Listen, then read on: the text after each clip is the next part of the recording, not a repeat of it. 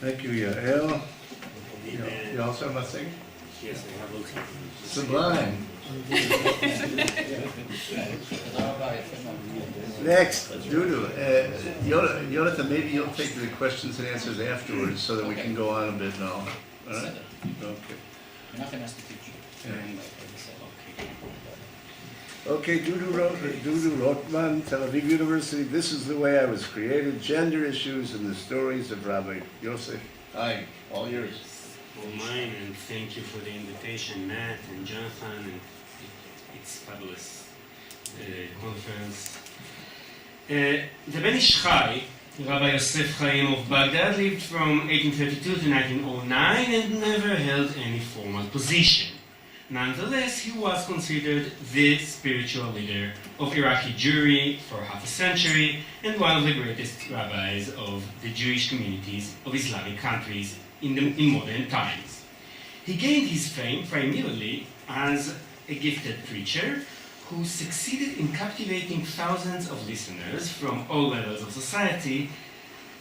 His sermons are the basis for his many written works. This material includes very many folk tales, and these seem to have contributed a fair amount to the great popularity of both the sermons and the publications that were based on them. In the following paper, I will deal with Joseph Chaim's storytelling in the context of the time and place where it was told, a period when the Jewish community of Baghdad was struggling with the challenges of modernity. I have chosen to focus here on one of the most prominent challenges that modernity presented to traditional communities wherever they were, the changing status of women. Studies have indicated a gradual process of modernization which the Jewish communities of Iraq in general and Baghdad in particular experienced from the beginning of the 19th century and onward. The various forms of the modernization process were given expression in the changing gender roles that were occurring at the time, especially regarding the status of women. Thus, a modern school of the Alliance network for Jewish girls was established in Baghdad in 1866, during the period that Joseph Chaim was active. Additionally, there is evidence of changes in women's behavior in areas of personal modesty and women's place in the family structure. The spiritual leadership of Jewish communities in its various eras and places has not ignored that the vast implications of these kinds of developments. Gender issues are discussed throughout Jewish literature from all periods. Nonetheless, the official literature, such as halachic writings and responsa, largely expresses an internal dialogue which occurred within the religious elite. Here I would like to examine how the folk literature, both oral and written, deals with these issues. This corpus always serves as a sounding box for silenced voices and can teach us a lot about the vast majority of society, the people that did not take part in the internal dialogue of the elite. Rabbi Yosef Chaim dealt with the question of women's status in his role as a spiritual leader of the community and, as a result of this, as a preacher and a storyteller. The folk tales that he included in his sermons, mostly of the exemplum genre, were part of the dialogue that was going on between the religious leadership and the various strata of the community. It would be more accurate for us as scholars reading the stories more than a century after their oral delivery to speak of a monodialogue, in which only one of the sides is given explicit expression. Nonetheless, as other scholars studying various narrating communities have demonstrated before me, even when a folk story is included as part of the direct address of a spiritual leader to his community, we can glean information not only about what this leader wanted to be happening in his community, but also about his reaction to what was actually happening. Narrativity allows us to study the question of women's place in the society using tools from the fields of literary studies and gender studies. One piece of evidence that Rabbi Yosef Chaim was bothered by the question of women's place in his community can be found in his work Kanun An-Nasr, Rules for Women, 1906. This is a book dictating ethics written in Judeo-Arabic and explicitly addressed to the women of Baghdad, alongside advices for proper behavior, explanations of halachot, and a focus on feminine issues such as housekeeping. The author includes also riddles, legends, and exemplar. It is interesting to compare the positions that are expressed in Kanun An-Nasr to those expressed in the stories in his sermons. These sermons, in their oral form, were delivered to various audiences, sometimes to an all-male audience in daily lectures in the synagogue, and sometimes to a mixed audience of people attending the synagogue on Sabbaths and festivals, but never to an all-female audience. My use of the stories in their printed form is hardly unproblematic. The sermons and lectures were delivered orally in Judeo-Arabic. After delivering them, Yosef Chaim edited and translated them into Hebrew. In this form, they were published. These two contexts, oral sermons and lectures, and published homiletical and ethical treatises, were preceded by earlier stages of transmissions, in which Joseph Chaim himself heard or read stories. These stages of transmission mean that we must qualify our contention that the stories in our hands are the same ones that were told orally by the rabbi. To reconstruct the original telling event would require the scholar to use as much imagination as knowledge or critical reasoning. In the stories of the Ben Ish Chai, the female characters are generally represented as wives, daughters, and mothers.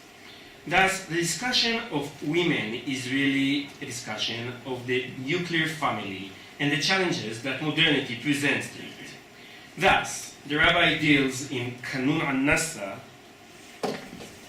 with domestic violence against wives, and advises them to be tolerant with their abusive husbands, as part of their marital obligations, of course.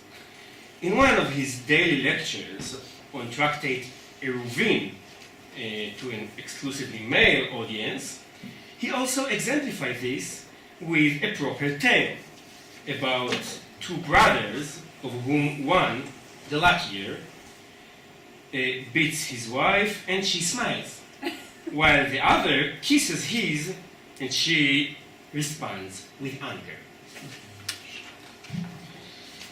We can identify other tactics of this kind of defensive masculinity in other stories which I will not be able to discuss. I wish to focus here on a single example which reflects less traditional attitudes. I think this example fits this particular audience because, well, it deals with Jewish education. As mentioned earlier, one of the central gender issues relating to modernization with which the Jewish community of Baghdad was grappling was the question of girls' education. Joseph Chaim held an ambivalent position about secular studies, which he did not explicitly express in his scholarly or homiletical writings. Nonetheless, in Kanun An-Nasr, he devotes a number of chapters to questions that associate education with questions of gender. In one of them, he notes In one of them, he notes that it is important that women listen to words of Torah, because whenever anyone does so, even if she does not understand them, her soul absorbs them, and when she goes to heaven, she will encounter them. Of course, this recommendation is not referring to the systematic study of sacred texts, but rather to overhearing, intentionally or not, one's husbands and sons' studies in the home, and especially to hearing sermons preached in public. This approach is practically turned on its head. In story titled "The Wealthy Learned Man Whose Daughter Studied More Torah Than He Did," in Hebrew it's not short. This story was incorporated into a public sermon, which, as mentioned, he encouraged women to bring their souls to hear. In this case, the topic of the sermon is the building of the tabernacle, as described in the Torah portion, Truma. The sermon focuses on the necessity of studying Torah in private. However, the example that is chosen to illustrate this principle has far-reaching implications. The story tells of a rich man who is accustomed to study Torah each morning from a great sage in the Bet Midrash that is in the courtyard surrounding the man's house. The man has one daughter and hires a scholar to teach her Bible. He pays in advance for 2 years of tutoring, which he estimates will be the amount of time necessary to study the Bible. However, his daughter unexpectedly completes her study in 7 months. So the tutor needs to teach her Talmud in the remaining time. Close to the end of the 2 years, the father happens to discover this and reacts by firing the tutor. The daughter objects, but decides to quench her desire in another way. She takes volumes of Talmud with commentaries from her father's study hall and secretly eavesdrops on her father's learning from outside the window of his study hall. After 4 years, her scholarship is discovered when a great sage from another city comes veiled to her father's house during the time of the family's meal. The purpose of his visit is to ask for a loan from the father, but he expresses himself through learned allusions, which the father does not understand. On the other hand, the daughter realizes how learned the man is and gives him a large loan from her father's wallet, much larger than the amount that the father has instructed. The matter is investigated, and the daughter is shown to be correct. Afterwards, she explains the guest's allusions and admits that she has been eavesdropping on her father's learning. The father does not understand how her knowledge could be greater than his and even greater than his teacher's. She responds that her study has been of higher quality than theirs because it has been conducted in secret. The story ends here. The narrator has chosen to give voices to 4 characters, 3 men and 1 girl. The antagonistic father is clearly presented as a nearly omnipotent power. He has the ability to study the most complex texts in a study hall that is found in the outer courtyard of his own house at the feet of a great sage. In this male space, which is full of symbolism, the man can come and go as he pleases. The daughter, the protagonist, is described at the beginning of the story as sharp and extremely intelligent, but the space in which she conducts her first learning is quite clearly described in an utterly different manner. It is a room that is designated for her alone, with which one enters through the inner courtyard. Every afternoon, we are told, the father breaks off his learning to turn to business matters in the marketplace, another male sphere, that of economic life. The two other male characters, both scholars, are merely chess pieces that are moved by the main characters of the story. The teacher is hired by the father not in order to educate the girl in male erudition, but rather in order to prevent her from such erudition by teaching her only the Bible and basic interpretation of it.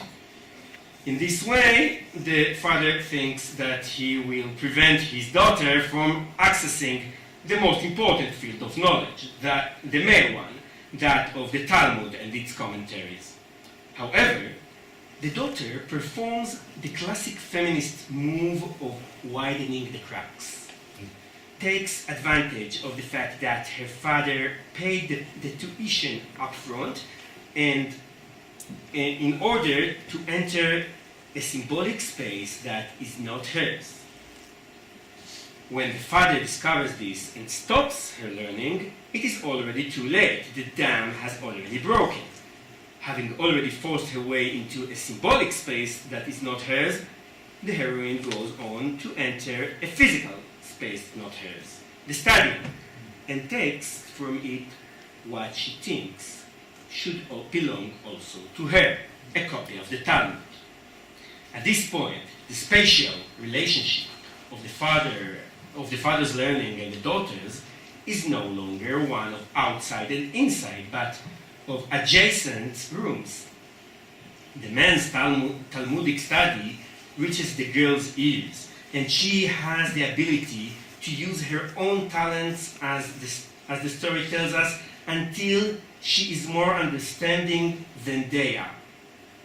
We see the figure of a literate woman who uses her ability, which are equal to that of the two men, who don't know that a hidden passenger has come along with them in their cruise in the sea of Talmud. The role of the foreign scholar is limited to creating a situation in which the daughter's learning can be revealed in her father's presence. Twice over the course of the story, there is a direct confrontation between father and daughter, and the points of departure of this confrontation revolve around the two axes of power that drive the entire story: financial and intellectual power. The first conflict occurs when the father prevents his daughter from continuing her Talmudic studies with the tutor.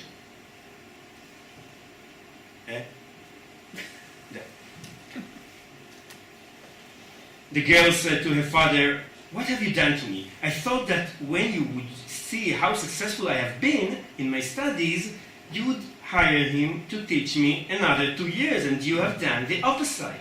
The father replied, "My beloved daughter, why do you need to study the oral Torah? Are you a boy who sits in the study hall and engage in Talmudic study with scholars? No, you are a girl, and in 4 years I will marry you off, and you will be under your husband's authority, and you will take care of matters of the home and pregnancy and childbirth and child rearing, and you will have no time to study the oral Torah, and you will forget whatever you have learned now."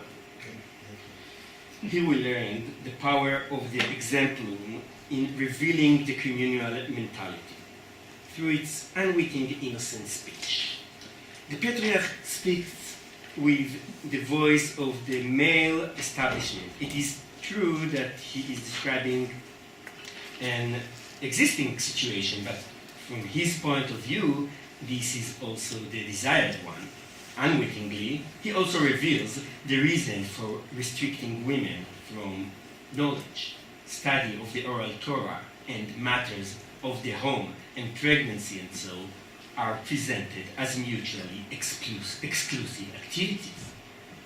Therefore, if someone that is expected to follow the latter chooses to the former, this cannot be a desired situation. Even if the father does not say so explicitly, the very dichotomy between the two activities turns female Torah study into an activity that might threaten the traditional family structure. As suggested by the conclusion of the story, I will repeat that. The girl, on the other hand, chooses to react with silence to her father's words and silently begin the second stage of her study in secret. The second confrontation in the story is the one that ultimately leads to the revelation of the girl's scholarly abilities in her father's presence. When the father finds out that the girl has gone against his explicit instruction by giving the visiting sage a dinar of gold rather than of silver, he responds angrily. If you had been born male, such that you would be involved in business, you would have destroyed your house. She responded, no. If I had been born male, I would have built 10 houses. And what I have done this time has not been a mistake. But I have quite consciously taken the golden dinar and given it to that man. Her father answered angrily, What are you doing? What is this? She replied, you are in error in thinking that he is a simple poor man. I know that he is a tremendous scholar.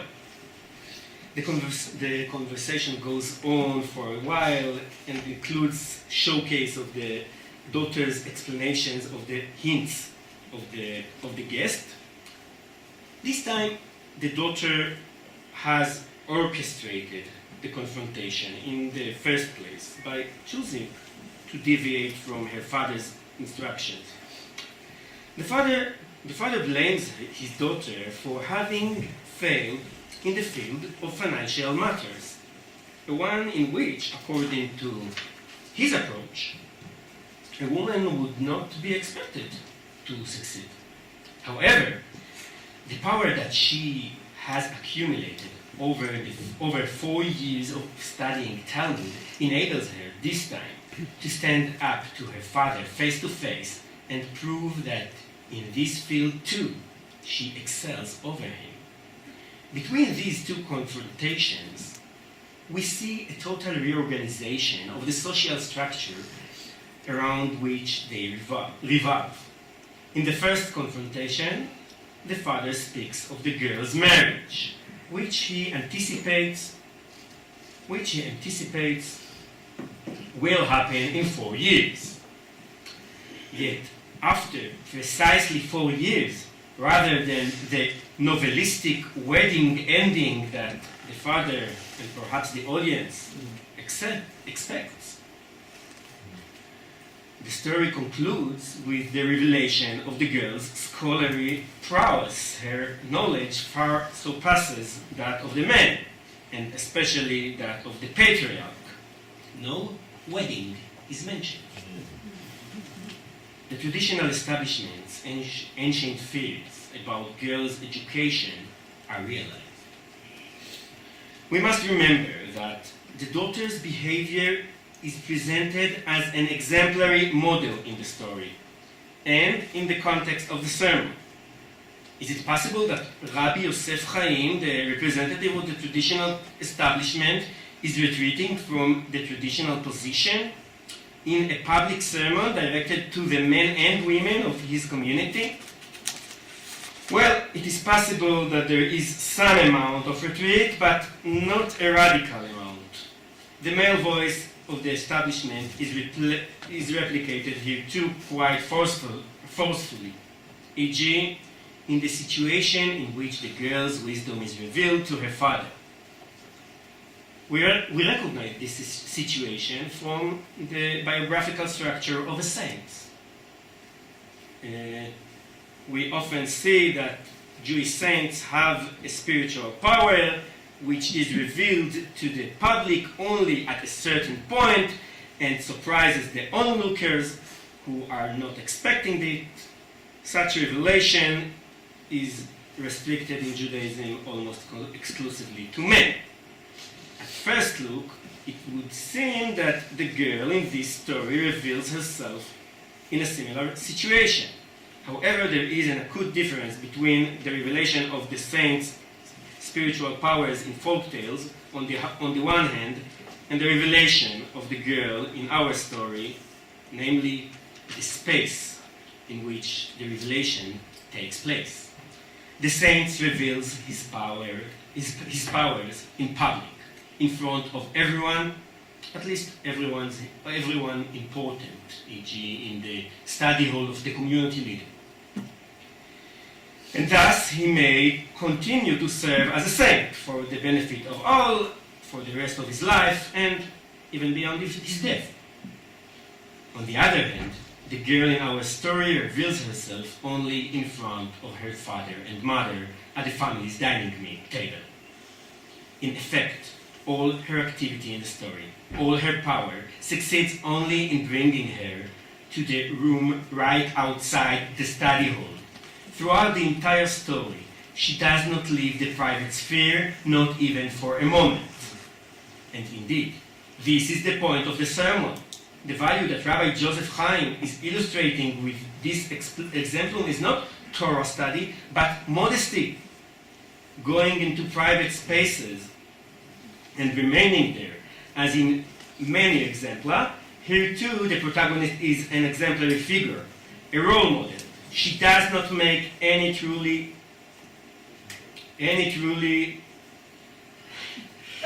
revolutionary moves, and she remains where she ought to be, where the rabbi preaches that all members of his community, especially the women, ought to be modest in their studies and out of the limelight, like the Torah itself, he says, which was concealed under 3 covering in the Holy of Holies.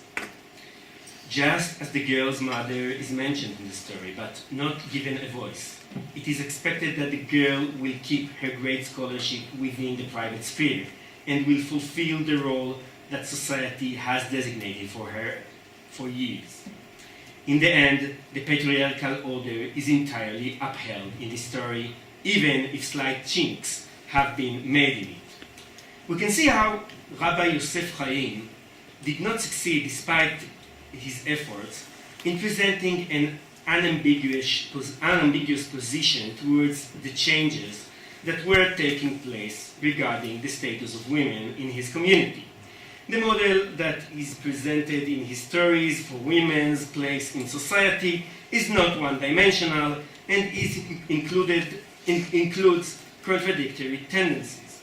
Perhaps this confusion of the communal leadership, as we see it in Joseph Chaim's stories, both with regard to gender roles and with regard to other changes that were rapidly occurring at the time, suggests one of the reasons that the status of this leadership, I have 3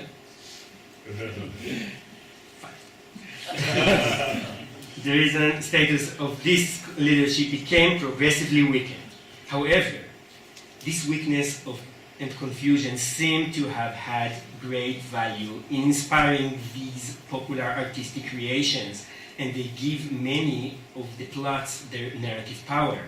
Thus, years after the glow of Joseph Chaim's halachic approach has dimmed, and his moralizing works have been almost entirely forgotten, his stories continue to be republished, retold, and discussed at family occasions and in rabbinic sermons in religious communities of immigrants from Iraq and from the Middle East in general.